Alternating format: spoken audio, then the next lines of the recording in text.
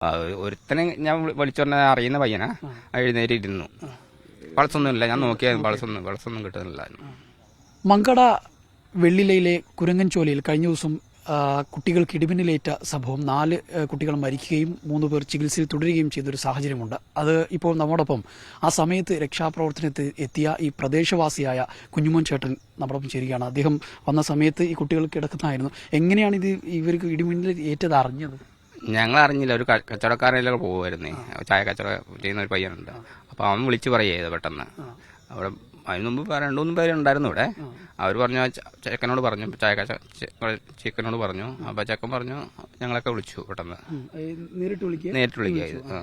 അപ്പോൾ ഞങ്ങൾ വന്ന് നോക്കുമ്പോൾ നമുക്കറിയത്തില്ല, ഇടിമിന്നലാണെന്ന് അറിയത്തില്ലല്ലോ.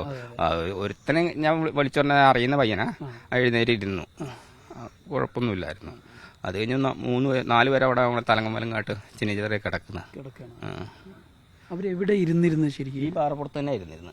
കല്ലിന്റെ ഒരാൾ അവിടെ കിടന്നു, ഒരാൾ ആ തുണി കിടക്കുന്നിടത്ത് കിടന്നു, ഒരാൾ മുകളിൽ കിടന്നു, ഒരാൾ അവൻ ആ കല്ലായി ചാരിയിരിക്കുകയായിരുന്നു. ജീവനുള്ള ഇവിടെ ഈ കല്ലില് ഒരാൾ ഇവിടെ കിടക്കുമായിരുന്നു. അവന് ജീവനുണ്ടായിരുന്നു.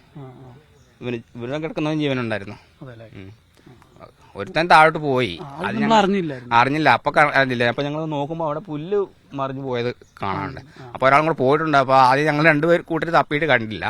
പിന്നെ പിന്നെ അവിടുന്ന് അമ്മമാര് പറഞ്ഞപ്പോ ഒരാളും കൂടെ ഉണ്ടാകും. അപ്പം തപ്പിയപ്പോഴാണ് റബ്ബർ തോട്ടത്തില് കിടക്കായിരുന്നു.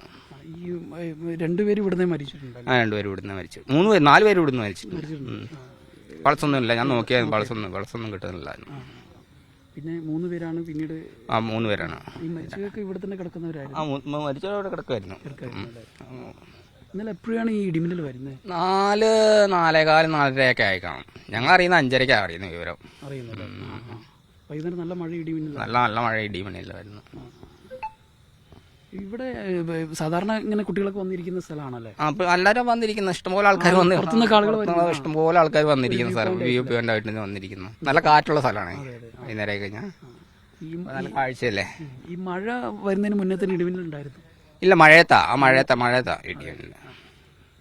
സാധാരണ പുറത്തുനിന്നൊക്കെ ആളുകൾ ധാരാളം ഇഷ്ടംപോലെ ആൾക്കാർ വരുന്ന.